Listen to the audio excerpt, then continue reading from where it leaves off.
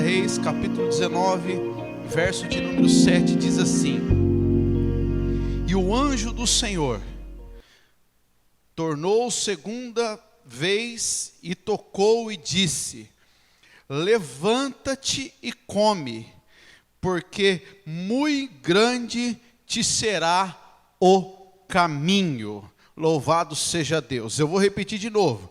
E o anjo do Senhor tornou segunda vez, o tocou dizendo: Levanta-te e come, porque muito grande ainda é a sua caminhada. Aleluia. Vamos orar? Vamos pedir que o Senhor nos dê uma boa palavra nessa noite, que o Senhor venha falar conosco.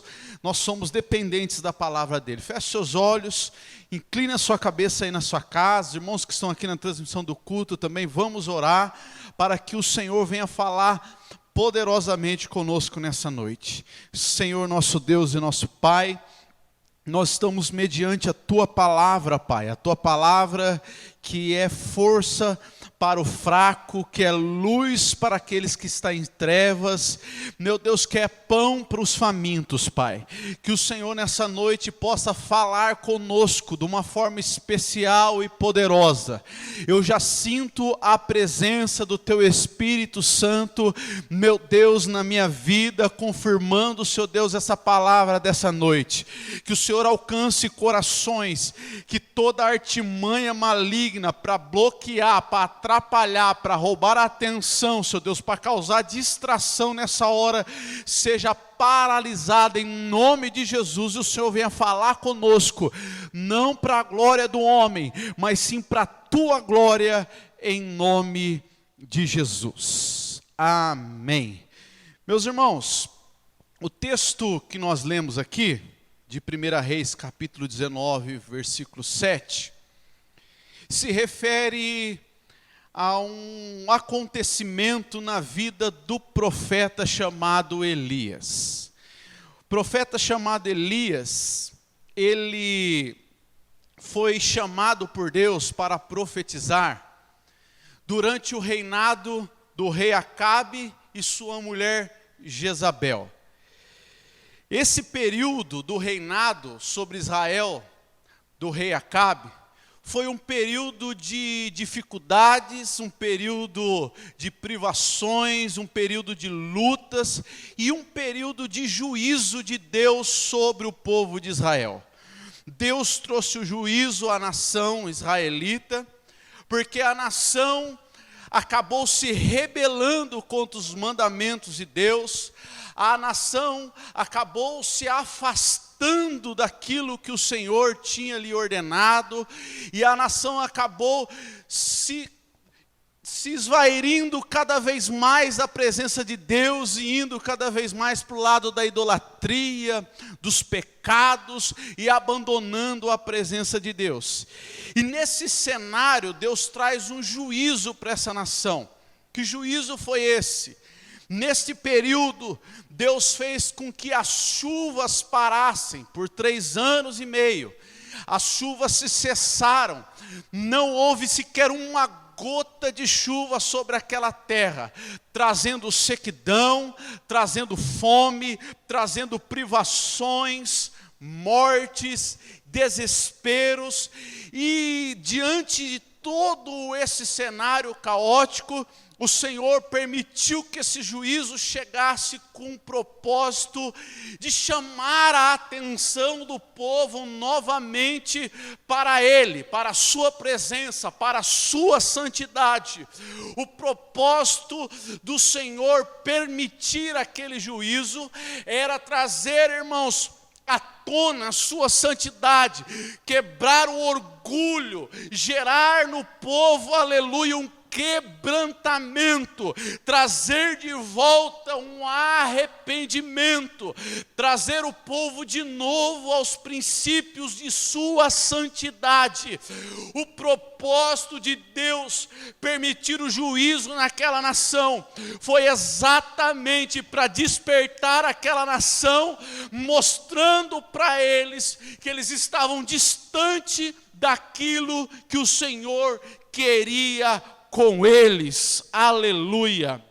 Eu não sei se você gosta de ler a Bíblia, mas quem gosta sabe, em toda a história bíblica, quando o povo decidiu abandonar a Deus, quando o povo decidiu abandonar a palavra, sempre, irmãos, um juízo de Deus sobrevinha sobre o povo. Nós temos vários exemplos aqui, eu podia ficar citando vários e vários exemplos, em que o povo se afastou, Deus permitiu o juízo, o povo se ligou, voltou aos caminhos do Senhor, o Senhor permitiu a bênção, e pouco tempo depois o povo se rebela de novo, como se fosse um ciclo vicioso. E em toda a história, quando o povo abandona Deus, Deus permite um juízo sobre o povo. Parece o tempo que nós estamos vivendo hoje, não parece, irmãos? Há quem diga, irmãos, culparam, a China, culparam os Illuminates, culparam um monte de gente do que está acontecendo na terra, mas não, irmãos. Tudo que está acontecendo é permissão de Deus para nos despertar para uma santidade, para buscar a palavra e a presença dEle. Louvado seja o nome de Jesus, para que aí sim Ele estabeleça um tempo de avivamento, paz e prosperidade sobre o povo.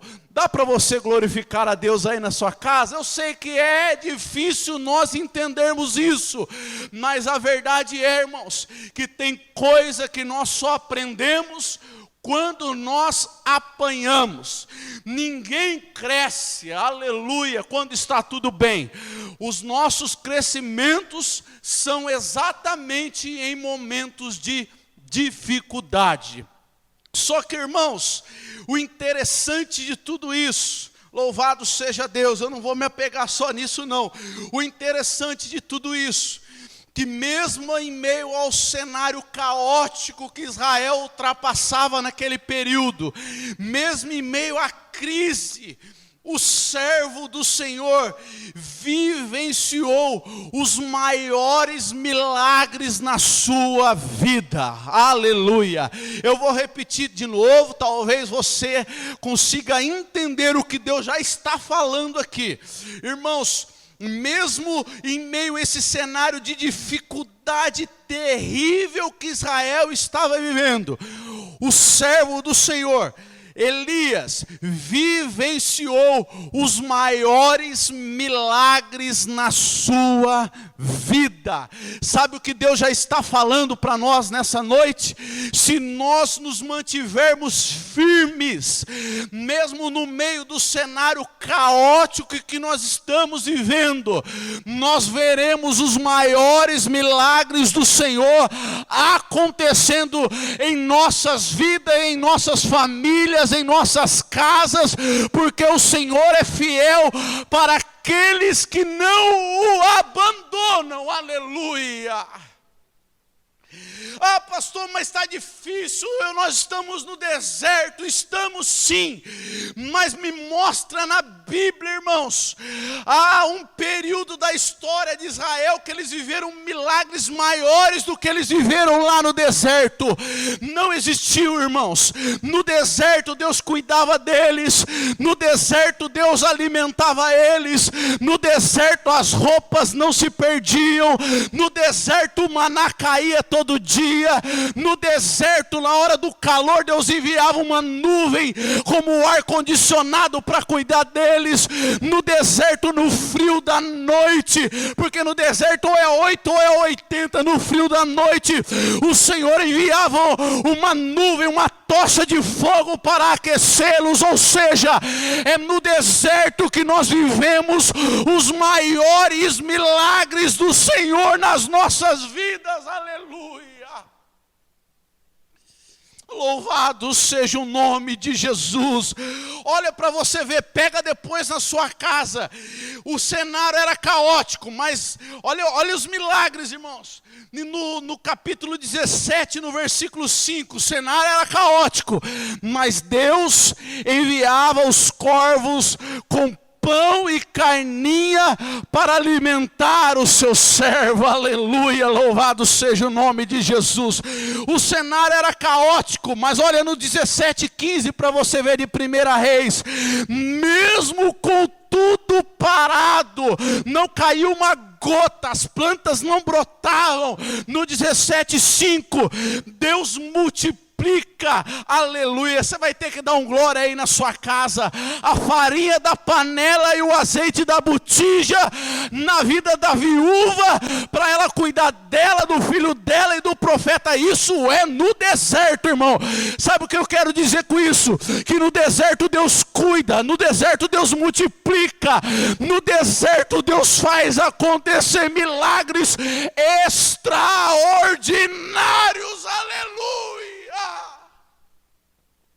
Louvado seja o nome de Jesus. Ah, mas aí, pastor, e aí? Alimentou, irmãos, no deserto, irmãos, no cenário caótico, na dificuldade. Olha aí para você no 17:22, acompanha aí na sua casa. No deserto, na dificuldade, Deus usa o profeta para ressuscitar o filho daquela viúva. Aí no 18, capítulo 18, verso 10, no tempo caótico, aleluia, no meio do juízo de Deus, Deus dá ousadia ao profeta. Ele se apresenta diante do rei Acabe, faz um desafio a Acabe, vence esse desafio, e o nome do Senhor é glorificado no meio da época de caos. Oh, labracanda, labra subianda, labracanda, labracai. Oh, aleluia, louvado seja o nome de Jesus. Talvez você não está entendendo, mas sabe o que Deus está falando aqui? Que no meio do caos, eu vou te abençoar. No meio do caos, se você se mantiver firme, eu vou te usar. No meio do caos, se você se mantiver firme, eu vou, aleluia, aleluia, te usar para que o meu nome seja glorificado. Aleluia. Bendito seja o nome de Jesus. Só que, irmãos, depois de todos esses milagres, depois de Elias ser sustentado por corvos, depois de Elias ver a farinha, você já parou para imaginar, irmão, a farinha começar a multiplicar na panela, o azeite na botija começar a multiplicar, irmãos. Depois ele vê tudo isso, depois ele vencer os profetas malignos no desafio que ele tinha proposto ao rei. Ah, irmãos, depois de tudo isso, ele venceu, ele matou os profetas. Elias chega no seu auge, todo mundo conhecia o nome dele, todo mundo sabia quem era o profeta Elias, o nome dele estava em evidência, só que ele já havia passado por vários processos de lutas que Deus havia te dado a vitória. De repente chega uma ameaça para ele, e aqui, irmãos, que o Senhor me revelou lá no banco do vestiário onde eu trabalho, que o Senhor falou comigo, e eu vou te entregar o que o Senhor falou comigo. Irmãos, para você entender a história, Elias vence o desafio, envergonha o rei Acabe. O rei Acabe chega todo envergonhado no palácio, né? Com as orelhas baixas, entristecido, porque um profeta só de Deus venceu os 450 profetas que ele tinha colocado para enfrentar. E ele chega envergonhado, chega para sua esposa, Jezabel, uma mulher terrível, uma mulher que era sacerdotisa de Baal, uma mulher que propagava práticas promíscuas, mas deixa para uma outra oportunidade. Ela era terrível, a feiticeira danada.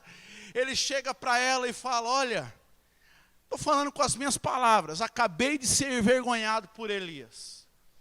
Mas o que aconteceu? Acabe relata para Jezabel.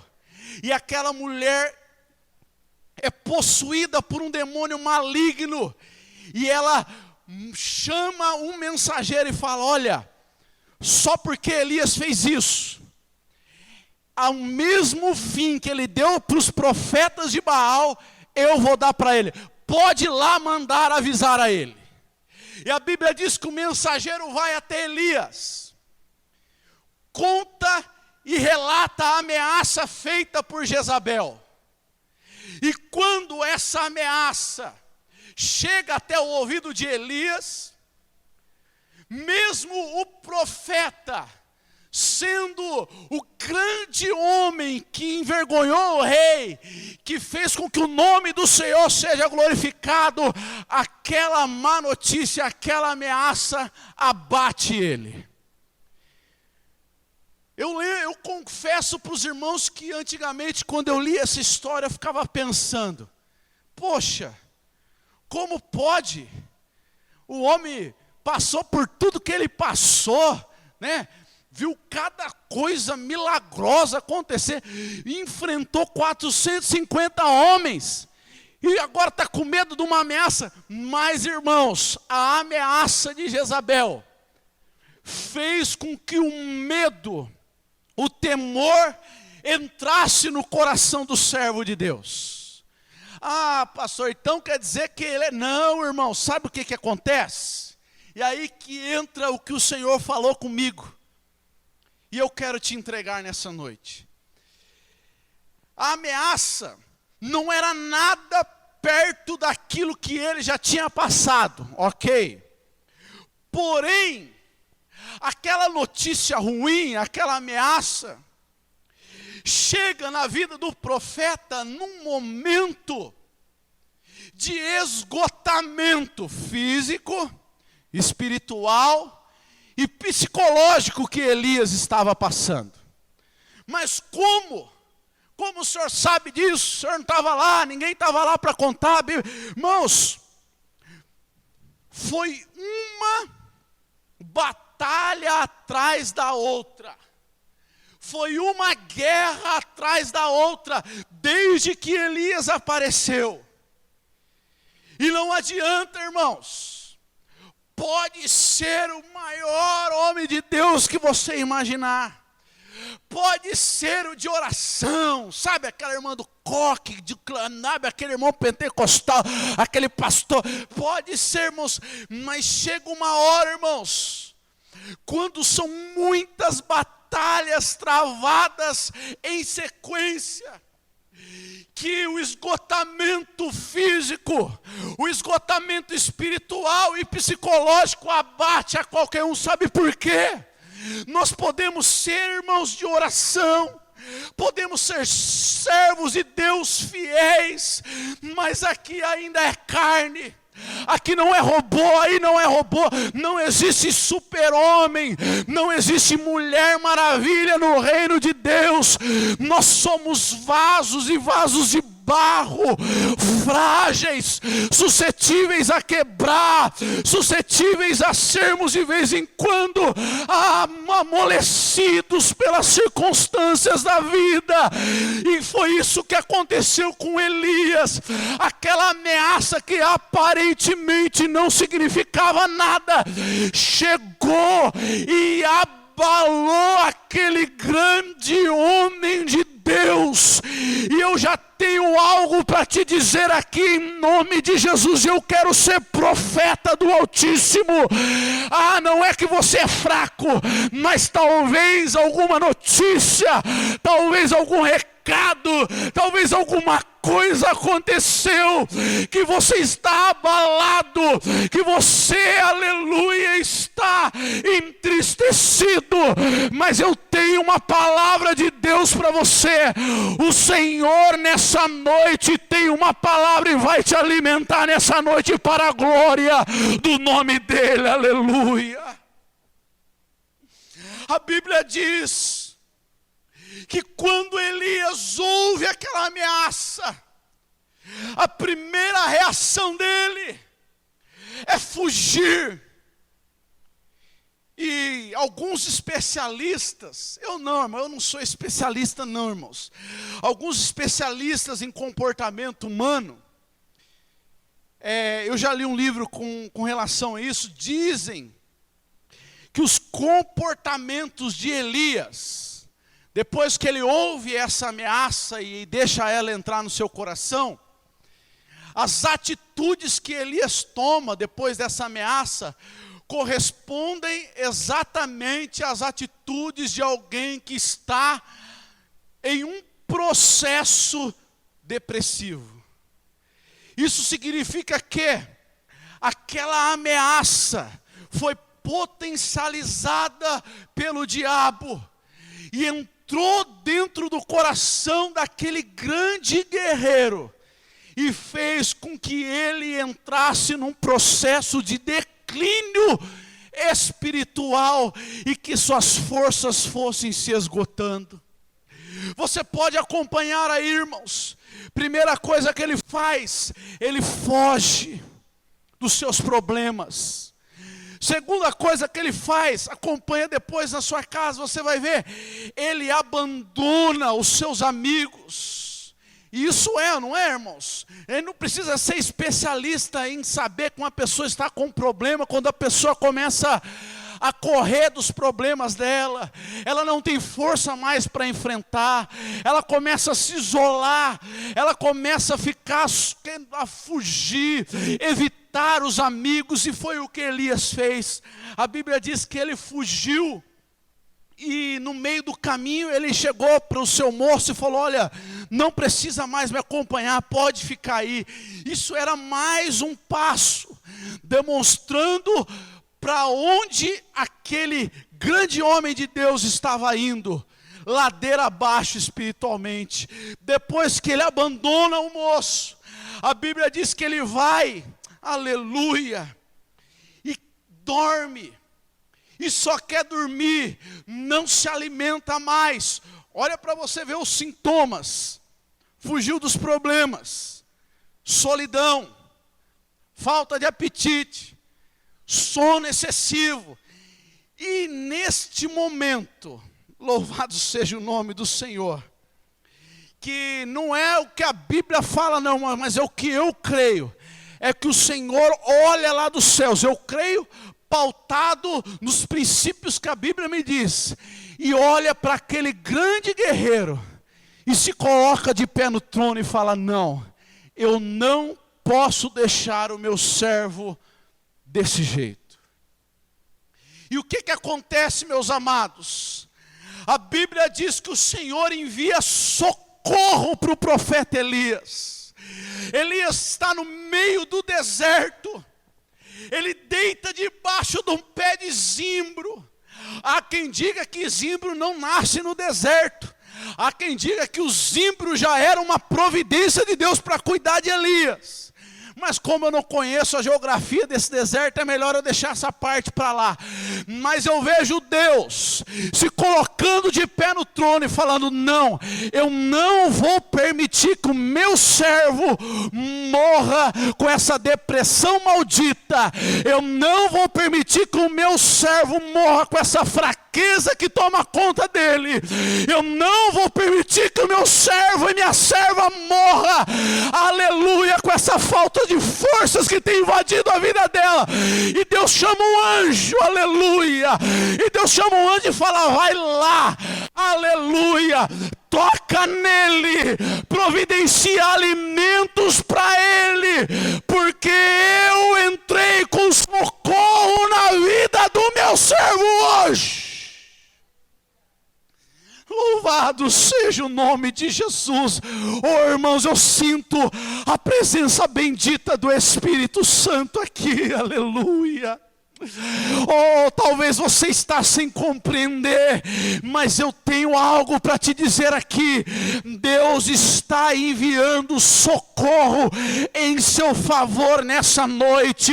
Parece que eu vejo o Senhor se colocando de pé no trono e mandando anjos, milícias milícias angelicais para tocar, para fortalecer, para fortificar servos e servas dele que estão enfrentando esgotamento espiritual nessa noite.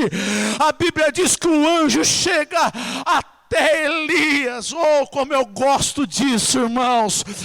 Toca nele, providencia alimento para ele e dá 3 ordens para ele. A primeira é: levanta-te. Bendito seja o nome do Senhor. Levanta-te. Ele estava deitado, Deus manda ele levantar. Nessa noite, talvez, aleluia, tem alguém que está nos ouvindo aqui, ou até mesmo alguém que está participando dessa transmissão, que está deitado, prostrado espiritualmente. Sabe qual é a palavra de Deus para você nessa noite? Levanta-te. Levanta-te. Ah, mas eu estou sem força para levantar. Não, a força que tu precisas, Deus está te proporcionando nessa noite. Levanta-te. Não é hora de se prostrar, não é hora de parar, aleluia, é hora de se levantar.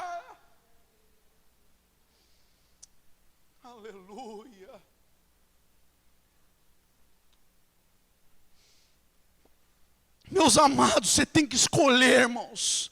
Não adianta, é questão de escolha. Eu já fiz a minha. No momento caótico e de dificuldade, você tem que se escolher. Ou se entrega de uma vez, ou se levanta com a força do Senhor e vai para cima em nome do Senhor dos Exércitos. Qual é a sua escolha nessa noite? Vai se prostrar, vai continuar deitado, vai continuar escondido, vai continuar vendo as suas forças escorrendo pelos ralos, vai continuar, aleluia, morrendo espiritualmente, ou vai se levantar?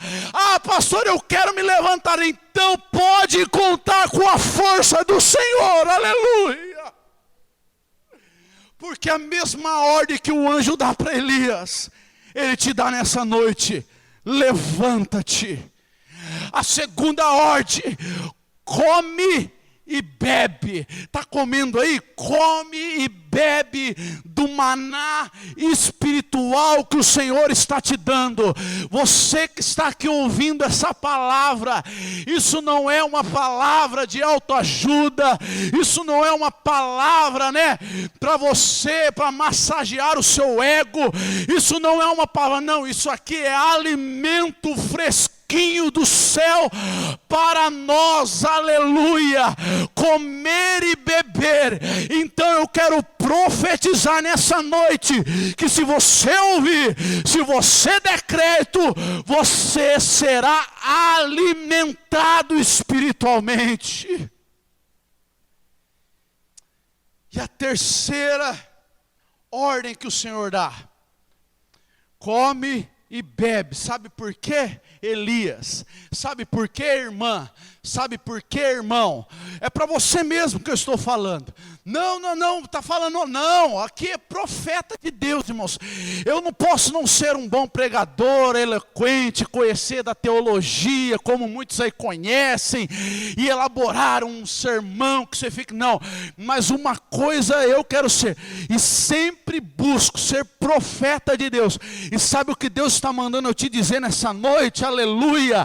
Come e bebe, porque muito grande é a sua caminhada ainda. Eu vou explicar melhor. Sabe o que Deus está falando? O plano que eu tenho contigo não para aqui. Não entendeu ainda? Eu vou explicar melhor. Deus está mandando te dizer que não é hora de parar, não é hora de retroceder, não é hora de recuar.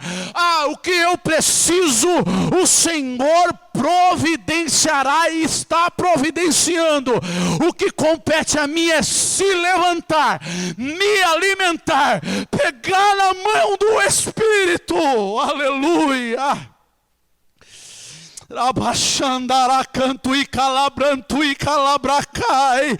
E continuar a minha trajetória com o Senhor, aleluia.